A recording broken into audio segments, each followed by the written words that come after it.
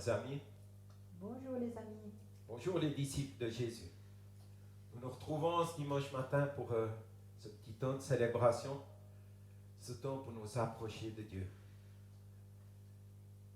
Et la parole dit que la prière du juste est d'une grande efficacité. Mais qui sont ces justes? Nous sommes ces justes.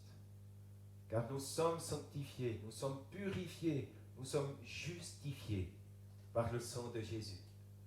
Au travers du sacrifice de Jésus, Dieu nous voit justes. Et c'est pourquoi non seulement il entend nos prières, mais surtout il les écoute. Sa parole nous dit aussi, comme je l'ai cité tout à l'heure, que la prière du juste est d'une grande efficacité. C'est dans Jacques 5,16 ou dans Proverbe 15,29. Alors mes amis, continuons à prier, à louer, à intercéder avec foi, zèle et persévérance, avec cette ferme conviction que notre Père écoute chacune de nos prières.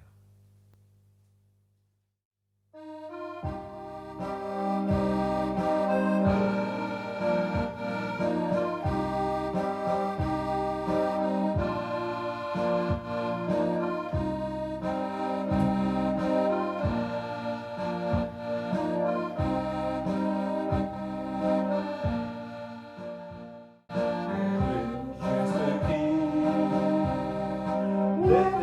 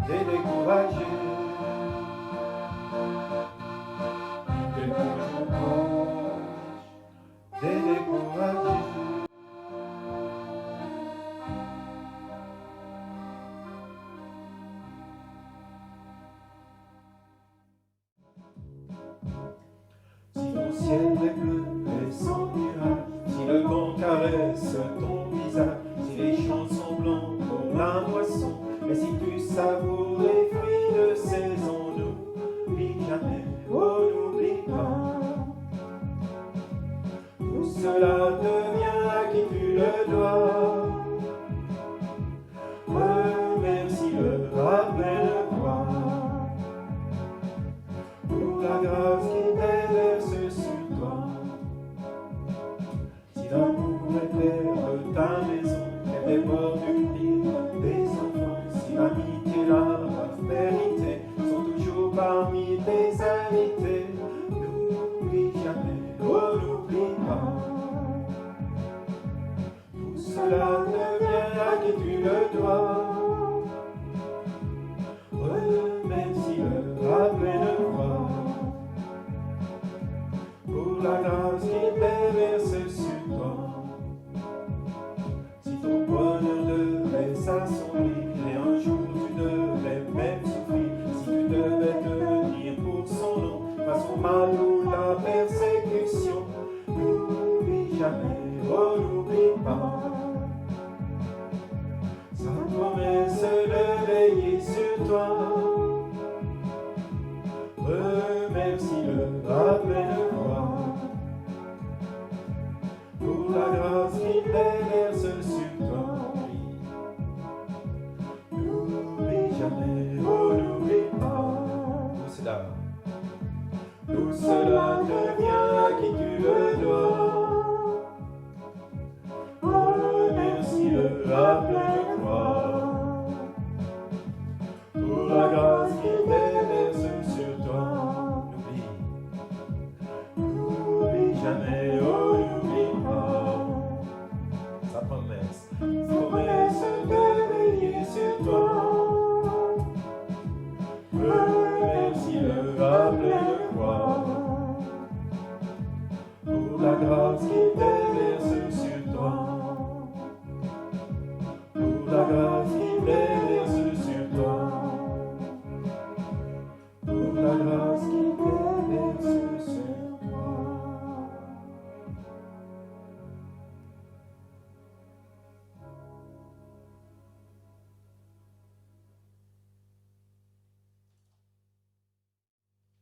Oui, n'oublie jamais, que nous n'oublions jamais tout cela vient, à qui nous le devons. Remercions-le sans cesse à pleine voix pour toute la grâce qu'il déverse sur nous. Oui, merci Seigneur, merci pour cette grâce. Pardon Seigneur pour toutes les fois où on oublie que tout est grâce, tout est pure grâce. Toutes les fois où on croit que c'est un dû. Seigneur, pardon pour toutes les fois où nous oublions de te remercier pour toutes tes bontés qui se renouvellent. Oui Seigneur, merci. Sois loué, sois honoré, sois adoré, Papa. Merci Jésus, merci Saint-Esprit. Oh mon âme, n'oublie pas d'où cela vient. Merci Jésus. Amen.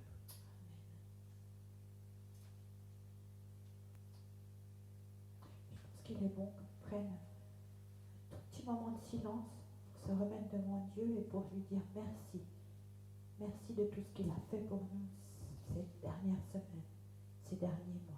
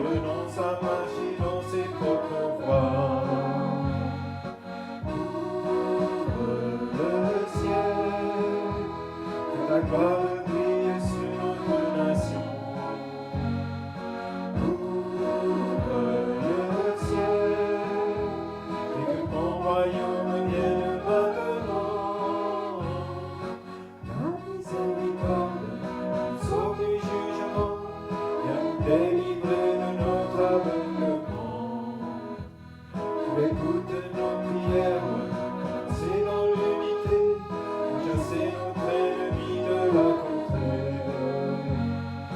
Ouvre le ciel, que ta gloire brille sur notre nation. Ouvre le ciel, et que ton royaume vienne maintenant. Ta miséricorde, nous sauve du jugement, viens nous délivrer de notre aveuglement. Tu écoutes nos prières, c'est dans l'unité, chasser notre ennemi de la contrée. Ouvre le ciel, que ta gloire brille sur notre nation. Ouvre le ciel, et que ton royaume vienne maintenant. Ouvre le ciel, que ta gloire brille sur la France. Ouvre le ciel, et que ton royaume vienne maintenant. Ouvre le ciel, que ta gloire brille sur la Suisse. Ouvre le ciel, et que ton royaume vienne maintenant. Et que ton royaume vienne maintenant. Et que ton royaume vienne maintenant.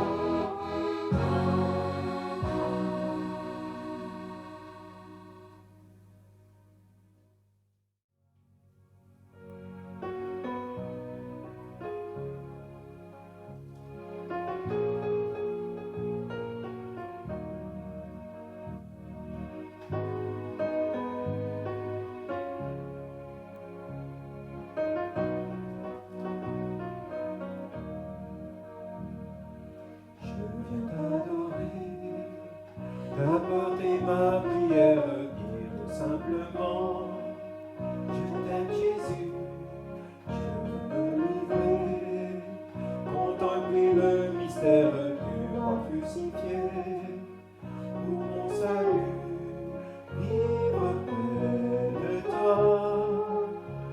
Je veux m'attacher à faire ce qui te plaît. Vivre près de toi, c'est dans ta présence que mon âme est comblée. Vivre près de toi, je veux m'attacher à faire ce qui te plaît. Vivre près de toi, c'est dans ta présence que mon âme est comblée. C'est ton sacrifice qui fait tomber mes chaînes pour me rendre esclave de Jésus-Christ. Je veux tout donner et mourir à moi-même pour que règne en moi ton Saint-Esprit. Vivre près de toi, je veux m'attacher à faire ce qui te plaît. Vivre près de toi, c'est pour ta présence que mon âme est comblée. Vivre près de toi, je veux m'attacher à faire ce qui te plaît. Vivre près de toi, c'est pour ta présence que mon âme est comblée. C'est ton sacrifice qui fait tomber mes chaînes pour mon esclave de Jésus-Christ. Je veux tout donner et mourir à moi-même pour que règne en moi ton Saint-Esprit. Vivre près de toi, je veux m'attacher à faire ce qui te plaît. Vivre près de toi, c'est dans ta présence que mon âme est comblée. Vivre près de toi, je veux m'attacher à faire ce qui te plaît. Vivre près de toi, c'est dans présence que mon âme est comblée. C'est dans ta présence que mon âme est comblée. C'est dans ta présence que mon âme est comblée.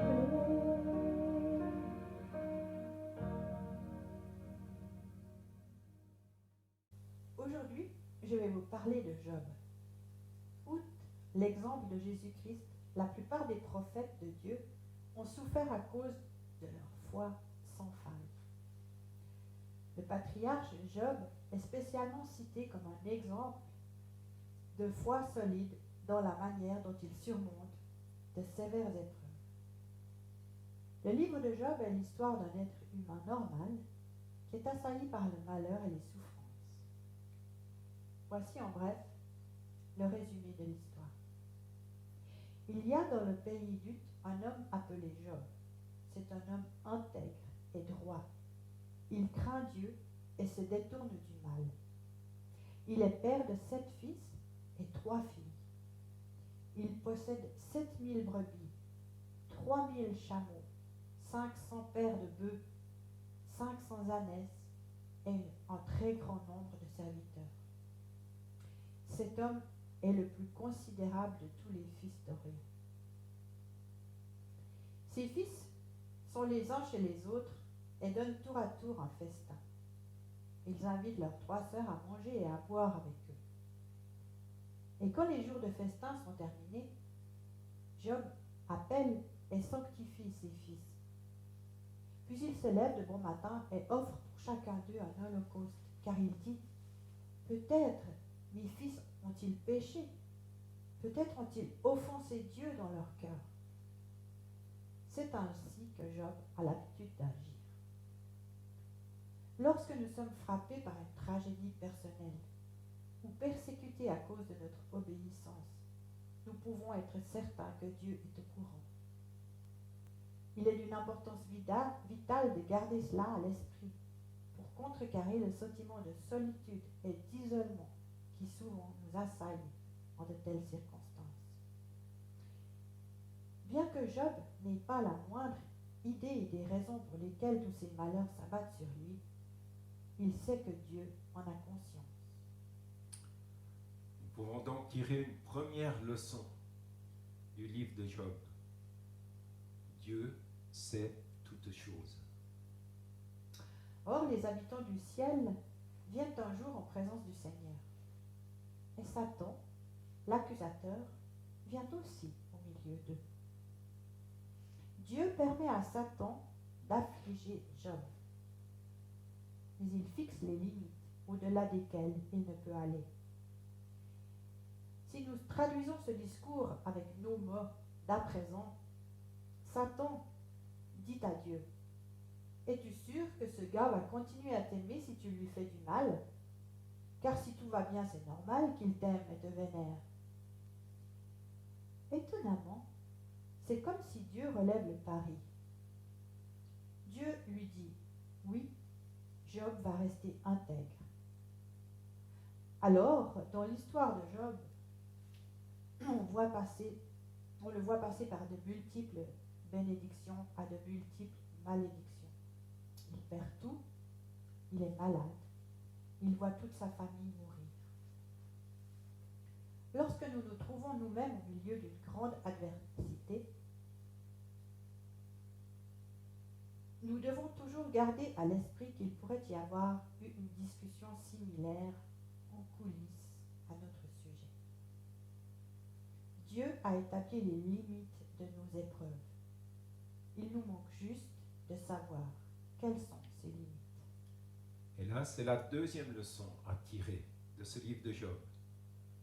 Dieu fixe les limites de nos épreuves. Dans tous ces malheurs, Job ne commet aucune faute. Il ne fait aucun reproche à Dieu.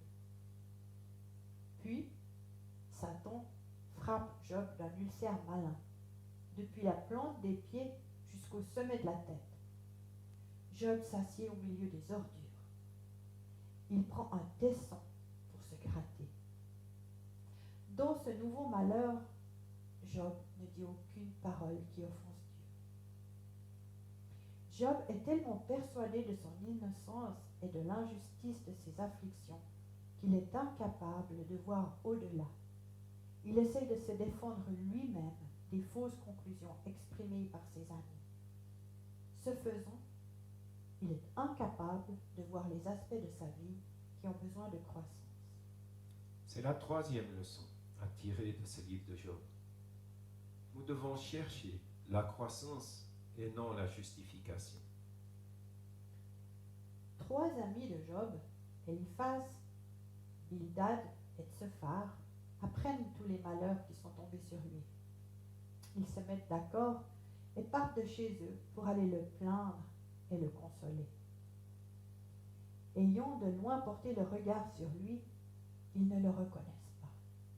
Alors ils se mettent à pleurer à grands cris. Ils déchirent leurs manteaux, ils jettent la poussière en l'air au-dessus de leur tête. Et ils se tiennent assis à terre auprès de lui 7 jours et 7 nuits, sans lui dire une seule parole, car ils voient combien sa douleur est grande.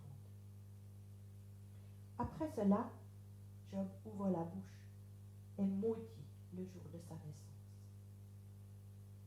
Et finalement, pour eux, pour ses amis, Job a fait des erreurs. Job a fait faux. Il a un péché caché. Avec tout ce qui lui arrive, ce n'est pas possible que Job soit juste.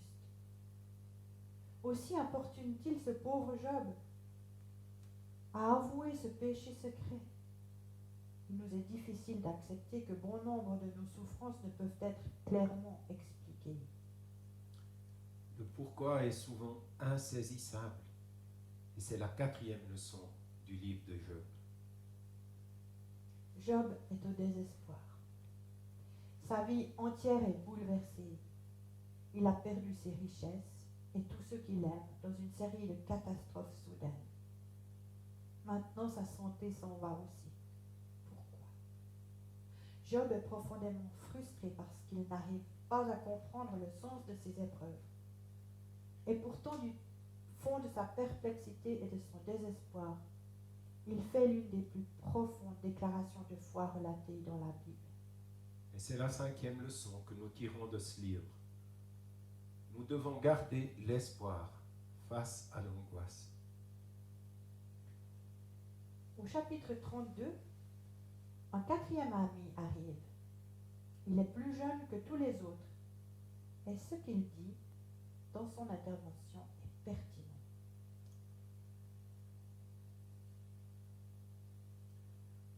Nous lisons donc au chapitre 32 les versets 6 à 9. Eliou, fils de Barakel, originaire de Buz, prit la parole et dit: Je suis jeune et vous êtes des vieillards. Voilà pourquoi j'étais intimidé et j'avais peur de vous exprimer mon opinion. Je me disais, l'expérience parlera, le grand nombre d'années fera connaître la sagesse. Mais en réalité, dans l'homme, c'est l'esprit, c'est le souffle du Tout-Puissant qui donne la capacité de comprendre. Ce n'est pas le grand nombre d'années qui procure la sagesse. Ce n'est pas la vieillesse qui permet de discerner ce qui est juste.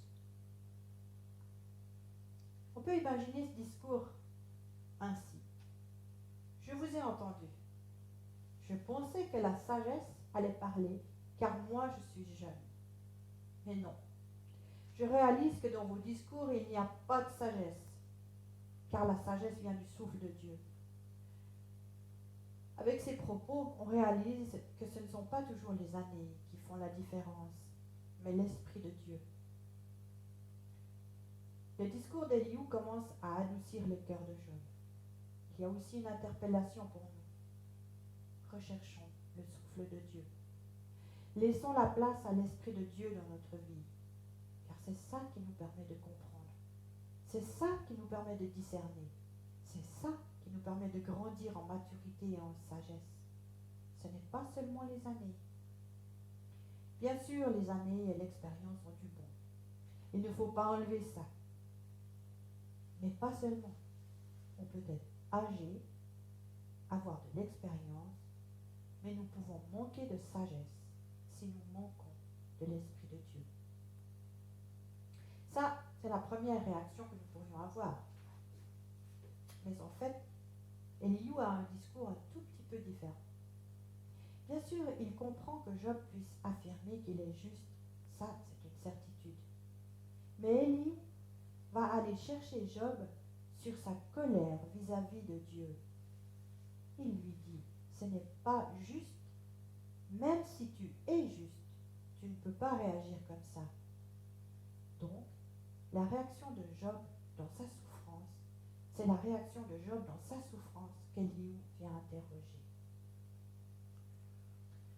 Nous lisons au chapitre 35, les versets 14 à 16. Même si tu affirmes ne pas le remarquer, ta cause est devant lui. Attends-le. Et maintenant, parce que sa colère n'intervient pas encore et qu'ils sont indifférents aux pires offenses, Job ouvre la bouche pour parler dans le vide. Il multiplie les propos sans rien savoir. Elihu parle à la place de Job. Il lui dit, mais attends-le, arrête de multiplier tes propos, arrête de vouloir comme forcer cette justice de Dieu en étant même en colère contre Dieu. Finalement, cette colère de Job qui est là, face à Dieu, c'est comme une forme d'injustice, car il se considère comme juste et pense que Dieu ne l'entend pas, n'intervient pas. Elihu lui dit, fais attention à ne pas te tourner vers le mal. Nous devons nous aussi faire attention à ce que nos colères, nos murmures ne deviennent pas amertume vis-à-vis de Dieu. Car comment Dieu peut réagir à cette manière de faire? Pour tout ce qui peut se passer dans nos vies, notre cause est devant le Seigneur. Attendons-nous à lui. On peut comprendre que même si nous ne remarquons rien, plutôt que de nous énerver et de tomber dans le péché de cette manière-là, en étant en colère contre Dieu, restons persuadés que Dieu est au-dessus de tout et voyons la grandeur de Dieu comme nous le voyons dans la fin de Job. D'abord décrit par Elihu et ensuite par Dieu lui-même, qui lui dit « Mais où étais-tu quand j'ai fondé la terre ?» C'est juste extraordinaire et ça remet les choses en perspective. Ainsi Dieu donne à Job l'occasion d'ajouter à sa soumission envers lui un acte de générosité envers ses amis, qui l'ont si cruellement traité. Mais ce n'est encore que la première moitié du triomphe de Job. Le Seigneur couvre Job de ses bénédictions pendant les dernières années de sa vie. Il lui donne le double des richesses qu'il possédait avant, et 10 enfants, 7 fils et 3 filles. Dans tout le pays, il n'y avait pas de filles aussi belles que les filles de Job. Et leur père leur donne une part d'héritage comme à leurs frères. Après cela, Job vit encore 140 ans. Il a le temps de voir ses fils et les fils de ses fils jusqu'à la 4e génération. Et Job meurt âgé et rassasié de jour. C'est la 6e leçon de ce livre de Job. À la fin, Dieu rétribuera le bon et le méchant. Et revenons un tout petit peu en arrière, à partir du chapitre 38. Dieu va enfin répondre à Job. L'attente de Job a été longue, mais Dieu lui répond en lui montrant, mais regarde qui je suis, regarde tout ce que j'ai fait. Et au chapitre 40, les versets 2 à 5, L'Éternel reprit la parole et dit, le faiseur de reproches va-t-il faire un procès au Tout-Puissant? Celui qui veut corriger Dieu va-t-il répliquer?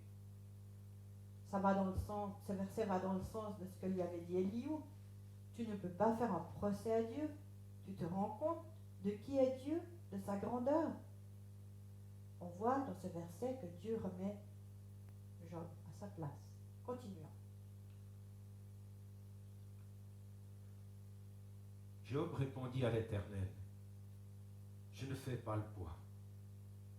Que pourrais-je te répondre? Je mets la main sur ma bouche. J'ai parlé une fois, mais je ne répliquerai plus, et même deux, mais je n'ajouterai rien. On voit ici que Job dit à Dieu, je comprends que je ne fais pas le poids. Au travers de tout ça, c'est la leçon que Dieu voulait que Job comprenne. Job était un homme juste, un homme intègre. C'est son sentiment de colère qui lui a fait penser, mais Dieu ne m'entend pas, il ne me répond pas. Il voit ma situation, mais il me laisse, ce n'est pas normal. Tous ces sentiments négatifs d'injustice qui nous assaillent font que notre situation vient au-dessus de Dieu, ce qui nous empêche de voir qui est Dieu et tout ce qu'il fait. Dieu nous laisse passer par des épreuves parce qu'il veut que nous devenions comme lui. Job reste un homme exemplaire, mais il avait un grand défaut. En effet, il était juste à ses propres yeux. Il est devenu un homme plus humble et plus compatissant grâce à ce qu'il a traversé. L'apprentissage des leçons de Dieu est la clé pour la sortie de Job hors de la profonde obscurité de sa vie pour se diriger vers la lumière. Et nous recevons là une 7e leçon. Nous sortons d'une épreuve lorsque nous avons appris les leçons de Dieu. Les épreuves peuvent nous rendre amers ou meilleurs. Celles de Job l'ont rendu meilleur. Et nous, comment sommes-nous transformés par les nôtres? Dans les difficultés, nous perdons la bonne perspective et c'est humain. Il n'y a pas de culpabilité à avoir, car dans ces moments difficiles, notre souffrance, elle est bien là. Elle nous prend et on ne voit plus que ça. Mais Dieu veut remettre les choses en place. Et avec amour, il nous montre qui il est, tout ce qu'il fait, tout ce qu'il maîtrise. Toi, tu es où? C'est la question de Dieu à Job au chapitre 38. Au verset 4. Où étais-tu quand j'ai fondé la terre? Déclare-le, puisque tu es si intelligent. Qui sommes-nous pour faire un procès à Dieu? Certes, dans nos colères, dans nos difficultés, parfois nous devenons un peu arrogants avec Dieu. On a tendance à lui dire ce qu'il doit faire. Rappelons-nous que Dieu est tellement au-delà de notre petite situation. C'est à la fois ce Dieu immense qui maîtrise tout, qui nous fait remettre les choses en perspective pour nous garder à notre place. Et en même temps, c'est ce Dieu si proche, qui nous connaît et qui vient à notre rencontre. On voit, il vient à la rencontre de Job. Il ne l'a pas oublié, et évidemment, il lui répond. Je vais terminer maintenant. Au chapitre 42, Job fait cette proclamation où il dit à Dieu. Dans les versets 2 à 5. Je reconnais que tout est possible pour toi et que rien ne peut s'opposer à tes projets. Qui est celui qui dissimule mes plans par un manque de savoir? Oui, j'ai parlé sans les comprendre, des merveilles qui me dépassent et que je ne connais pas. Écoute-moi et je parlerai. Je t'interrogerai et tu me renseigneras. Mon oreille avait entendu parler de toi, mais maintenant, mon œil t'a vu. À partir de là, on voit que Job comprend quelle était sa part. Il comprend, enfin. C'est même plus que comprendre, il a expérimenté, il a vu Dieu et il a vraiment compris que Dieu est souverain. Rappelons-nous le début de Job. Cet homme était intègre et droit. Il craignait Dieu et se détournait du mal. Il était très riche, avait une nombreuse famille et priait après les banquets de ses fils avec ses filles. Il se levait de bon matin et offrait un holocauste pour chacun d'eux. En effet, il se disait, peut-être mes fils ont-ils péché, peut-être ont-ils offensé Dieu dans leur cœur. Voilà ce que faisait Job. Job faisait office de prêtre auprès de ses fils, de sa famille, au cas où ils auraient péché dans leur joie, dans leur fête.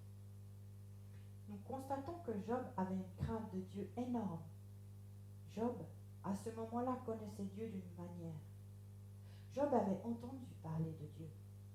Il avait peut-être une crainte qui était basée sur une tradition, sur ce qu'il avait entendu de Dieu. Et il avait probablement la crainte de faire faux. Cette crainte d'être pécheur qui mène à un désir de consécration terrible, mais juste. Et à la fin, on voit que Job n'a pas juste entendu, mais il a vu Dieu.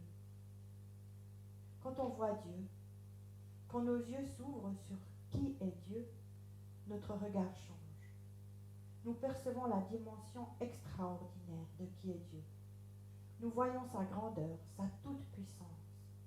Job a vu Dieu et il a changé. Il est transformé. Job a compris et vécu quelque chose que nous n'avons pas tous encore vécu.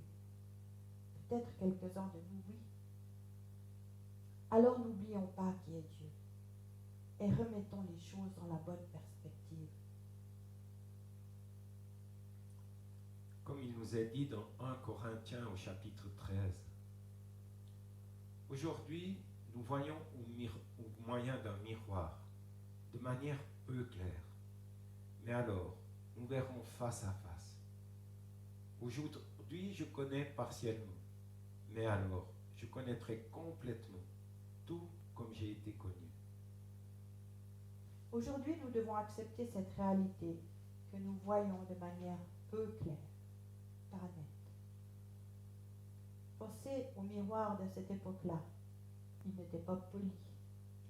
Alors le reflet ne devait vraiment pas être net. Quand on se regarde encore dans un miroir, ce n'est pas parfait. Aujourd'hui, ce que nous connaissons de Dieu n'est pas net, c'est encore partiel. Mais un jour, on va se retrouver face à face. Et là, on le connaîtra vraiment, on le verra vraiment. Job a vécu quelque chose dans cet ordre-là. Il a connu Dieu. Est-ce que nous avons envie de connaître Dieu comme ça maintenant? Est-ce que nous avons envie de passer au travers de ce que Job a passé pour pouvoir dire « Mon oreille avait entendu parler de toi, mais maintenant mon œil t'a vu ». Est-ce que nous sommes prêts? Certainement que le désir de Dieu est que nous le connaissions, pas juste en théorie, que nous ne l'ayons pas juste entendu, mais que nous le voyons à l'œuvre, même si parfois ça nous remet en question. Si ça nous fait un peu mal, ça peut même nous ébranler, mais au final, il y a une joie, une bénédiction. Il y a comme une affirmation dans notre vie de qui est Dieu. Job n'est plus le même après cet épisode. Donc, encourageons-nous à nous laisser encore toucher, à ouvrir nos yeux pour contempler Dieu comme il est, afin de réaliser sa grandeur, que nous puissions lui remettre nos situations de souffrance ou de difficulté. Dans toute la fin du chapitre 42, il y a quelque chose d'interpellant. Dans la toute fin, pardon. Nous lisons depuis le verset 7 afin de bien comprendre le contexte. Après avoir adressé ces paroles à Job, l'Éternel dit à Eliphaz de Théman, « Je suis en colère contre toi et contre tes deux amis, parce que vous n'avez pas parlé de moi correctement comme l'a fait mon serviteur Job. Prenez maintenant 7 taureaux et 7 béliers. Allez trouver mon serviteur Job et offrez un holocauste pour vous. En effet, vous n'avez pas parlé de moi correctement comme l'a fait mon serviteur Job. » Là, il parle de ses 3 amis. Eliou est arrivé ensuite. Ils n'ont pas parlé correctement de Dieu et Dieu est fâché dans cette situation. Nous constatons que Job a quant à lui parlé correctement de Dieu, même s'il y avait une forme de colère face à l'injustice. Mais dans sa colère, il n'a pas mal parlé. Il a réclamé la justice, il a crié à Dieu, il a dit c'est pas normal, mais il n'a jamais lâché Dieu. Il n'a jamais dit de mauvaises choses sur Dieu, car justement, il connaissait ce Dieu juste, ce Dieu parfait, ce Dieu d'amour. Donc, eux avaient une vision de justice, les amis donc, avaient une vision de justice rétributive, qui existe, c'est vrai, mais ils avaient oublié la partie d'amour et de grâce, alors que Job avait déjà goûté à ça. Dans l'histoire, comme on l'a vu, Job apprend quelque chose. Job reconnaît ne pas avoir seulement entendu Dieu, mais vu Dieu dans son action. Il a compris la souveraineté de Dieu, la grandeur de Dieu. Deuxième partie du verset 8. Mon serviteur Job priera pour vous. C'est parce que j'ai de la considération pour lui que je ne vous traiterai pas conformément à votre folie. C'est ceci qui m'a interpellée dans la prière de Job. On voit qu'il devient l'intermédiaire entre Dieu et ses amis. Ça ne vous rappelle pas quelque chose? C'est exactement ce qui se passe pour nous avec Jésus. C'est parce que Jésus est le Fils de Dieu, à cause de qui il est, c'est à cause de sa pureté, à cause de sa sainteté, que nous pouvons venir vers Dieu et qu'il ne nous considère pas selon nos fautes et nos péchés. Sans Jésus, on ne tiendrait pas. C'est vraiment notre intermédiaire.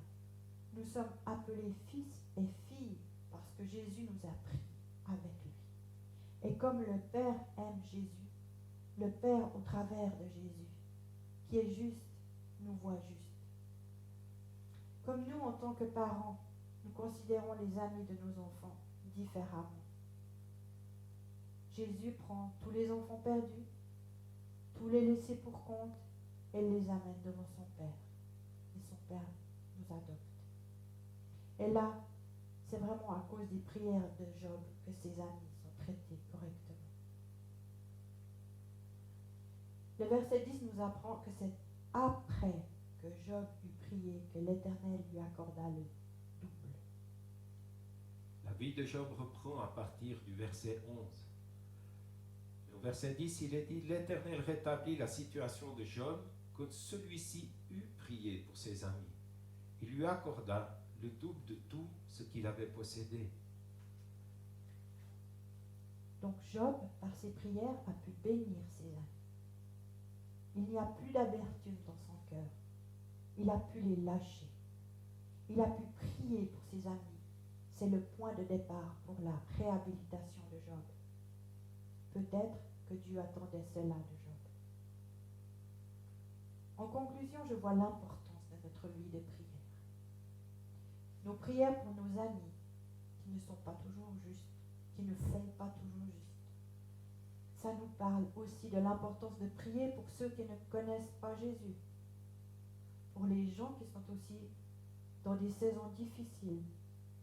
Ça nous parle aussi que libérer la bénédiction sur les autres, ça permet la bénédiction sur nos propres vies. Ça nous donne la paix et c'est nécessaire. Le fait de relâcher lorsque nous commençons à prier pour quelqu'un qui ne nous aime pas ou qui a été méchant avec nous, qui nous a fait un sale coup, qui nous a blessés, le fait de prier quelque chose change. C'est comme ça. Il y a un miracle qui se fait. C'est juste extraordinaire comme notre cœur change quand on commence à les bénir et à prier pour eux. Je suis sûre que vous avez déjà testé ça. On n'est pas en train de dire à Jésus, « Ouais, tu vois, il m'a fait ça, il m'a fait ci. » Non, non, non, non. Nous choisissons de les bénir. Jésus, je te demande de les toucher. Je choisis de pardonner. Ça, c'est libérateur. Et on voit que ça a été pour Job. Voilà, les amis. Au travers de ces quelques mots, j'espère que vous pourrez prier et relâcher vos amis qui vous ont blessé. Remettre au Seigneur une situation difficile dans votre famille, dans votre travail ou toute autre chose que vous avez sur le cœur. Soyez bénis. Oui, Seigneur, merci pour ta parole, Seigneur, ta parole qui est la vérité, Seigneur. Et au travers de toute la Bible, de la Genèse à l'Apocalypse, nous trouvons les réponses pour avoir une vie qui est juste, une vie qui va dans ton sens, une vie qui répond à ta volonté. Et Seigneur, nous avons besoin de nous imprégner de cette parole, nous avons besoin d'écouter attentivement ta parole, nous avons besoin d'incliner nos oreilles à tes discours, que ta parole ne s'éloigne jamais de nos yeux, que nous la gardions profondément au fond de notre cœur. Seigneur, on a besoin que tu nous transformes, même si c'est au travers d'épreuves et que, oui, on aimerait bien se passer des souffrances, on aimerait bien se passer des épreuves, on aimerait bien pouvoir être transformé en un clin d'œil sans avoir rien à faire. Mais Seigneur, pour te suivre, il y a toujours des sacrifices à faire. Et Seigneur, merci parce que dans ta grâce, tu nous appelles à te suivre. Dans ta grâce, tu es plein de bonté, tu es plein de patience, plein de douceur, lent à la colère. Alors Seigneur, merci, viens encore travailler nos cœurs, viens encore transformer nos vies. Et Seigneur, c'est toi qui nous donnes l'endurance, la persévérance au travers des épreuves. Seigneur, je ne te prie pas d'être comme Job, mais Seigneur, oui, viens encore au travers de ce que je peux vivre chaque jour, m'apprendre ta volonté, m'apprendre ton amour. Seigneur, viens changer ma vie, Seigneur, et puis que ta volonté soit faite, mais Seigneur, que je fasse ta volonté. Et Seigneur, que ma vie puisse vraiment réjouir ton cœur de Père. Amen.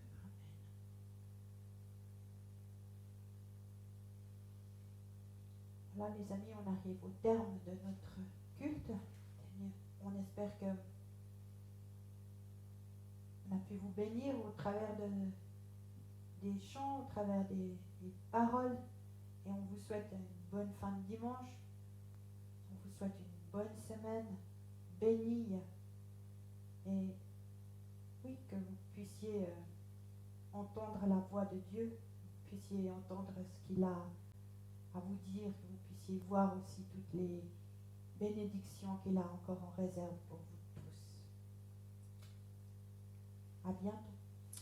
Que la paix, que la grâce et l'amour du Seigneur vous habitent tout au long de cette journée et dans les jours qui viennent. Amen.